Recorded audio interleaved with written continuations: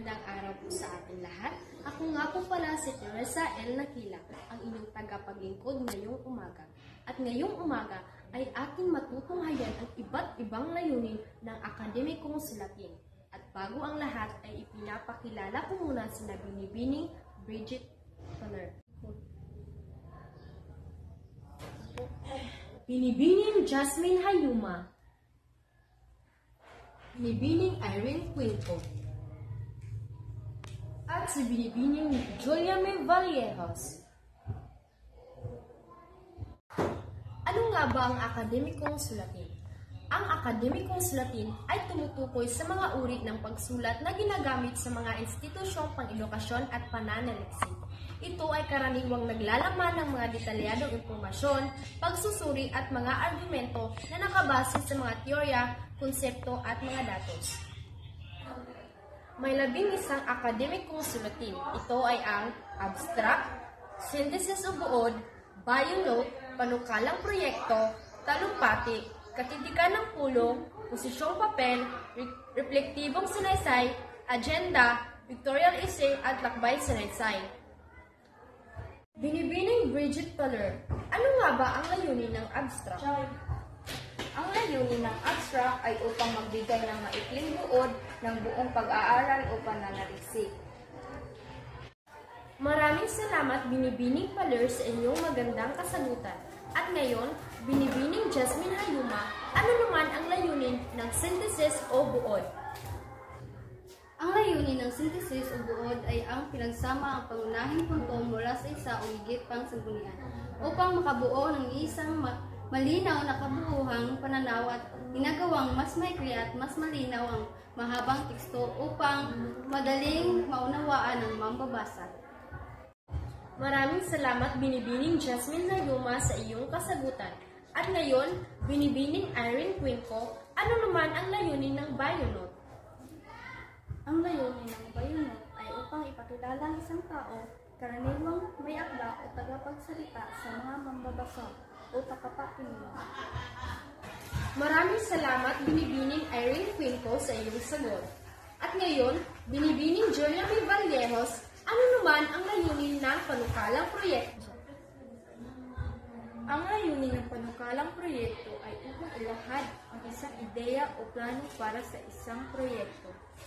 Maraming salamat Binibining Julia May Vallejos sa iyong magandang kasagutan. At ngayon, Binibining Bridget Paler, ano naman ang layunin ng talumpati? Ang layunin ng talumpati ay upang magbigay ng impormasyon sa mga tagapakinig tungkol sa isang partikular na paksa. Maraming salamat Binibining Bridget Paler para sa iyong magandang kasagutan. At ngayon, Binibining Jasmine Hayuma, ano naman ang layunin ng katitikan ng pulong? Ang layunin ng katitikan ng pulong ay ang pagbibigay ng isang record ng mga nangyayari sa pulong para sa mga sangkot at hindi kasangkot. Maraming salamat Binibining Jasmine Hayuma sa iyong magandang kasagutan. At ngayon, Binibining Irene Quinto, ano naman ang layunin ng posisyong papel?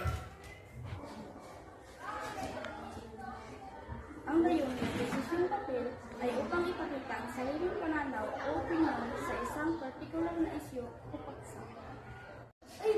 Maraming salamat Binibining Irene Quinto sa inyong magandang kasagutan. At ngayon, Binibining Julia May Vallejos, ano naman ang layunin ng reflektibong sanaysay? Ang layunin ng reflektibong sanaysay ay upang suriin at bigyang kahulugan ang mga karanasan, mga natutunan at mga damdamin upang makuha ang mga aral at insight. Maraming salamat Binibining Julia May Vallejos sa iyong magandang kasagutan. At ngayon, Binibining Bridget Paler, ano naman ang layunin ng agenda? Ang layunin ng agenda ay upang itala ang mga gawain, pagpupulong o aktibidad na kailangan gawin sa isang partikular na panahon. Maraming salamat Binibining Bridget Paler para sa inyong magandang kasagutan. At ngayon, Binibining Jasmine Hayuma, ano naman ang layunin ng Pictorial Essay? Ang layunin ng pictorial essay ay upang ipakita ang isang kwento o tema sa pamamagitan ng mga larawan. Maraming salamat Binibining Jasmine Hayuma para sa iyong magandang kasagutan. At ngayon, Binibining Irene Quinco, ano naman ang layunin ng Lakbay sa Naysay? Ang layunin ng Lakbay sa Naysay ay upang ipahag ang mga karanasan at obserbasyon sa isang paglalakbay.